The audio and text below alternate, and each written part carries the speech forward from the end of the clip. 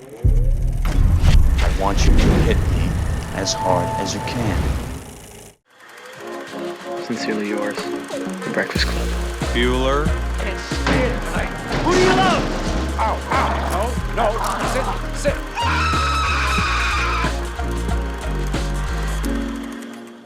Hello, and welcome to our new JoBlo video series. We'll be taking a look back at some of our favorite films from revered filmmaker John Hughes and taking a closer look at what made them tick, their cultural impact and lasting legacy, and other cool tidbits we learned about along the way.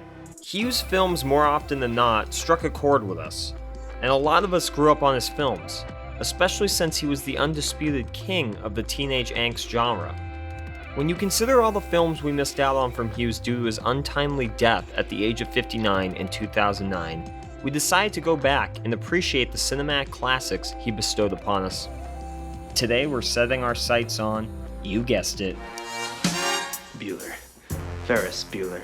Ferris Bueller's Day Off, the pinnacle of teen comedies. Written and directed by John Hughes, the film stars Matthew Broderick as the eponymous Ferris Bueller, a high school slacker who skips school for a day to explore Chicago with his best friend, the shy and nervous Cameron Fry, and his girlfriend, Salome Peterson. The trio run all around the Windy City, attend a baseball game, chill by the pool, and become part of a city parade, all while Ferris's sister, Jeannie, is trying to prove he's in fact lying about being sick.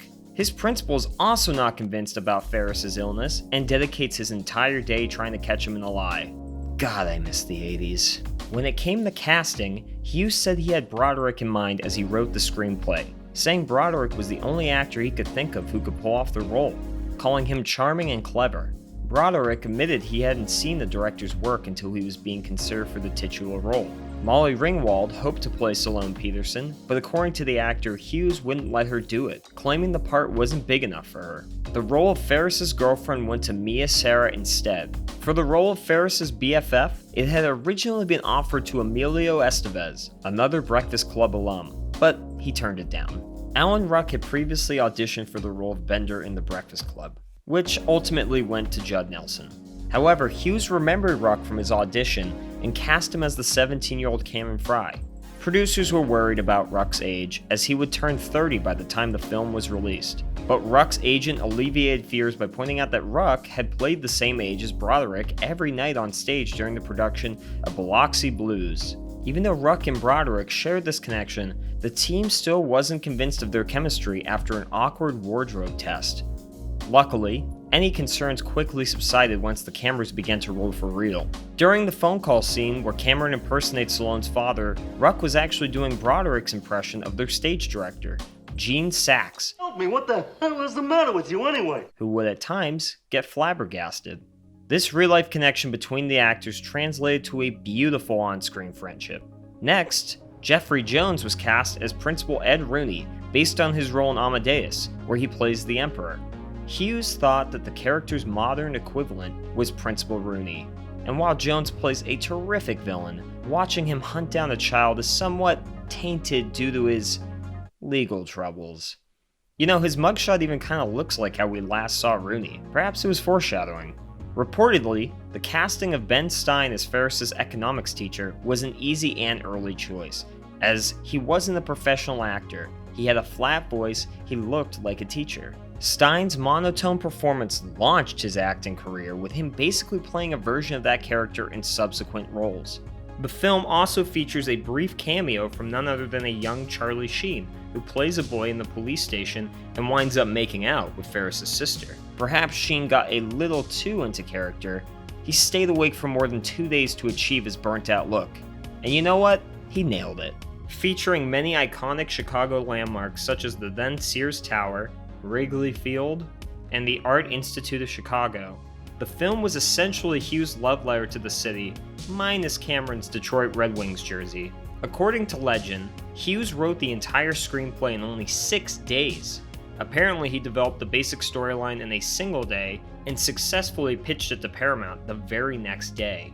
The editor, Paul Hirsch, recounted that Hughes had a trance-like concentration to his scriptwriting process, working for hours on end, and would later shoot the film on essentially what was his first draft of the script. The first cut of the film clocked in at 2 hours 45 minutes, so any trimming of the script had to come in the cutting room. The unexpected upside of having the episodic story take place all in one day meant the characters were wearing the same clothes. Hirsch suspected that Hughes wrote his scripts with few, if any, costume changes, just so he could have that kind of freedom in the editing.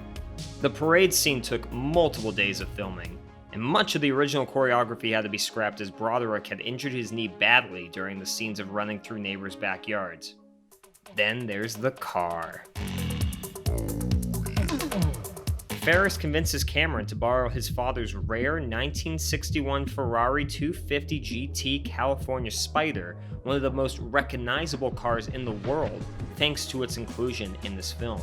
John Hughes had actually planned for the car to be a Mercedes until he came across a replica of the Ferrari in a magazine.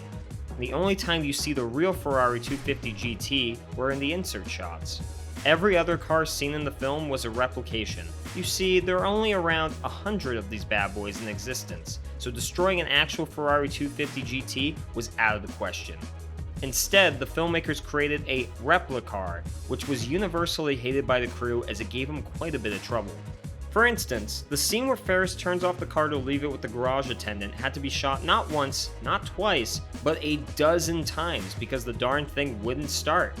And that Ferrari that flew out of Cameron's garage window, it didn't even run. That model had a fiberglass shell specifically built for the sole purpose of being destroyed in that climactic scene. And while the film and its characters feel so fully formed, not everything made it into the final film, with several deleted scenes being left on the cutting room floor.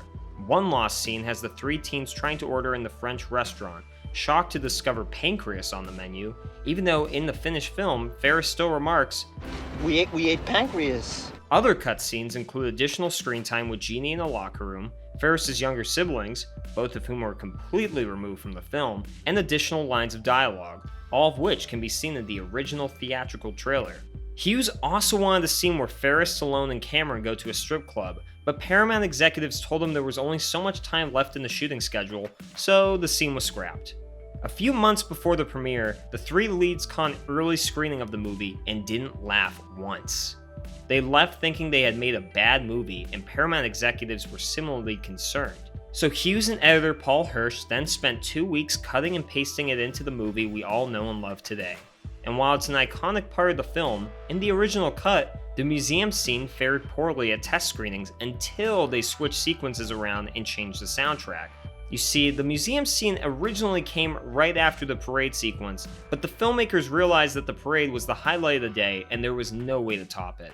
So that centerpiece had to be the last event before the three teens return home. So they reshuffled the sequence of events and moved the museum scene before the parade. Everybody loved it, and the rest is history. Ferris Bueller's Day Off was released on June 11, 1986, and went on to become one of the year's top-grossing films, making $70 million on a $5 million budget. The movie received acclaim from both critics and audiences who praised Broderick's performance, the film's humor, and its tone. It seems that Hughes knew that the film was destined to enter the zeitgeist, telling multiple cast members, including Jeffrey Jones, that their roles would follow them the rest of their lives. And after playing the high school senior, Broderick's career went stratospheric. During Broderick's Oscar tribute to the late Hughes, he says hardly a day goes by without someone tapping him on the shoulder and asking, Hey, Ferris. Is this your day off? Richard Roeper called it one of his favorite films of all time. He, along with many others, view it as something of a suicide prevention film. Despite the title, the film isn't really about Ferris Bueller, but rather his timid friend Cameron, who starts off in a depressed state and by the end finds his inner strength and self-worth to stand up to his materialistic father. If Ferris is who we want to be, then Cameron is who we are, representing our daily struggle within ourselves. The basic plot is centered around Ferris making it his mission to show his best friend that the whole world in front of him is passing him by, and that life can be pretty sweet if you wake up and embrace it. Now, the idea of a sequel has been floated for years. After production wrapped, Broderick and Hughes stayed in touch. They spitballed ideas for a potential sequel where Ferris would be in college or at his first job, and the same kind of hijinks would happen again. Neither the actor nor the filmmaker found a very exciting hook to pull it off, since this movie is about a singular time in your life. Alan Ruck joked that they could wait until him and Broderick were in their 70s and do a Ferris Bueller movie set in a nursing home. Cameron wouldn't really need to be there, but he just decided his life is over, so he committed himself to a nursing home. Ferris comes and breaks him out, and then they go to a strip club and other ridiculous stuff happens. Honestly, I'd be lying if I said I didn't want to watch that movie, especially since Hughes would finally get his strip club scene.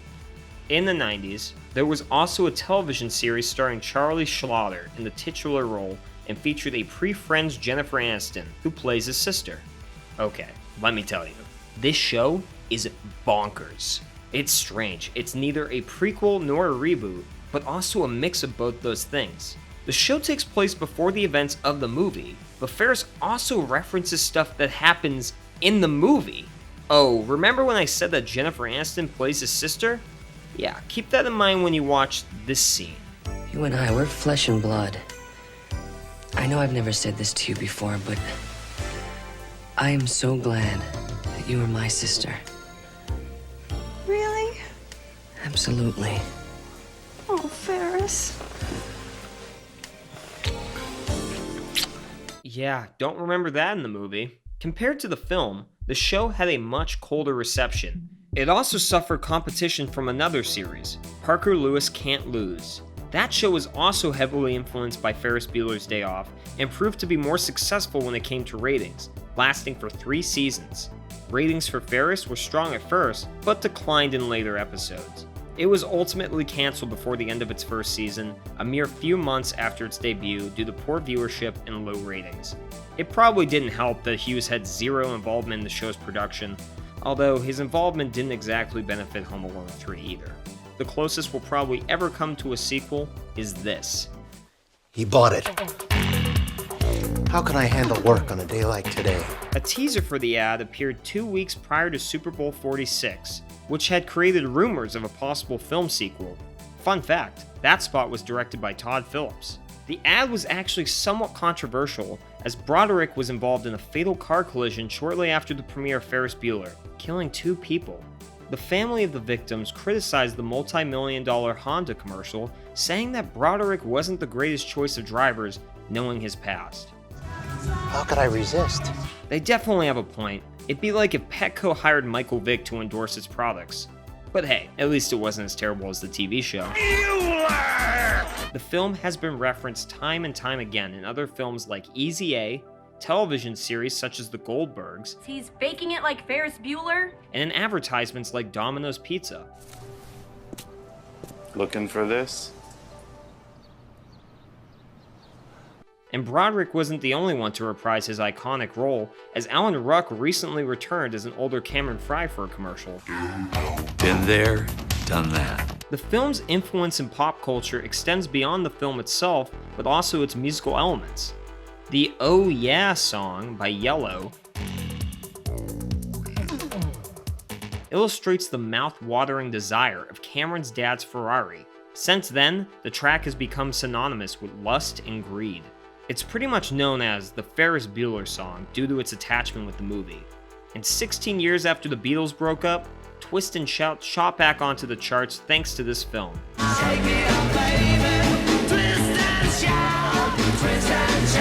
The track heard in the movie is actually a different version that included brass overdubbed onto the Beatles' original recording, which did not go over well with Paul McCartney. Upon hearing McCartney's reaction, Hughes felt bad for offending a Beatle, but defended the decision by saying we saw a band on screen and we needed to hear the instruments. Originally, an official soundtrack was not released for the film, as director John Hughes didn't see the need. He felt the songs would not work well together as a continuous album, going on to say, who would want Donka Shane and Oh Yeah on the same record? Donka Shane is one of the recurring motifs in the film. Hughes actually despised the track, calling it the most awful song of his youth. Finally, in 2016, the official soundtrack for the film was released with only 5,000 physical copies in existence.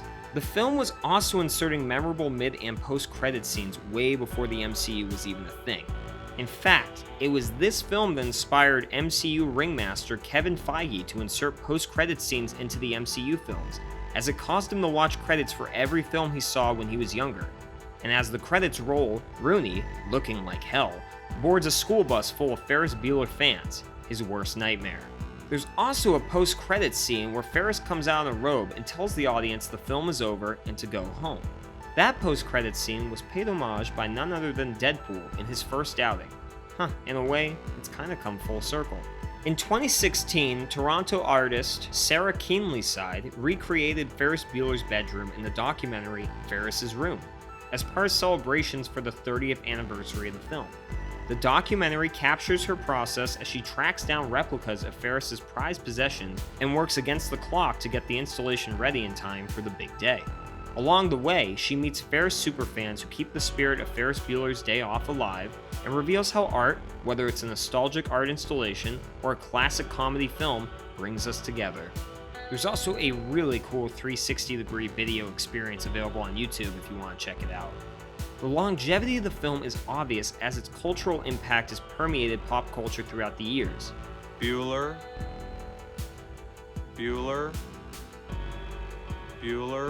Those three words spoken in a monotonous tone became instantly classic, as it captured the feeling of pure boredom so perfectly, since we've all experienced a teacher like this.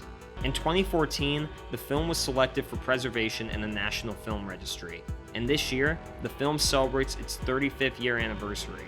Most of the cast even reunited virtually in June 2020 for an episode of Josh Gad's Reunited Apart series. The film can also be seen as a precursor to Home Alone, with the childlike wish fulfillment in the fourth wall-breaking star. There's also a theory that Ferris is simply a figment of Cameron's imagination a la Fight Club.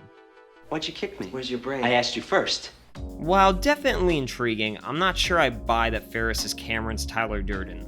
There's also another theory floating out there that Alexander Payne's film Election, which starred Matthew Broderick as a teacher this time, pitted against a student he doesn't like, played by Reese Witherspoon, is a sequel to Ferris Bueller's Day Off. Truly, you could almost see it possibly being a super dark quasi-sequel where Ferris loses his way and somehow grows up to become Ed Rooney. Quick side tangent, before they were sold on Bryan Cranston for Breaking Bad, AMC Network actually had Broderick in mind for the role of Walter White. Maybe they were thinking of both of his roles in Election as well as Ferris's knack for ingenious schemes and getting out of trouble. Anyways, I also love that Ferris is essentially a fixer. We never see him in a school setting, but all the students are rooting for him, even starting a fundraiser to buy him a new kidney. The sportos, motorheads, geeks, sluts, bloods, wastoids, dweebies, dickheads, they all adore him. They think he's a righteous dude. Hell, even the cops are rooting for Ferris. Tell him all the guys at the station here are pulling for him, Honestly, the casting of Broderick is key. In the wrong hands, Ferris Bueller could have been an arrogant, grating punk. I mean, just look at the TV show's version. It's less Ferris Bueller and more American Psycho. They say curiosity killed the cat. I'm Ferris Bueller, and color me curious, but I've never killed a cat. Ferris Bueller is the living embodiment of cool. He doesn't follow the rules, everyone loves him, and everything always seems to work out for him. If I had to give Ferris Bueller's Day Off a rating, I'd award it 9 out of 10 Molly Ringwalds. To Hughes and many others, Ferris is more than a man. He's an attitude, a way of life, and a mindset. We could all learn something from Ferris, especially in our world that moves at 1,000,000 miles an hour today. Life moves pretty fast. You don't stop and look around once in a while, you could miss it. Well said, Ferris. And if you like what you're watching, make sure you subscribe to JoBlo videos. Hit that bell to receive all notifications. We're an independent company, and we appreciate your support. Danke schön. You were sweet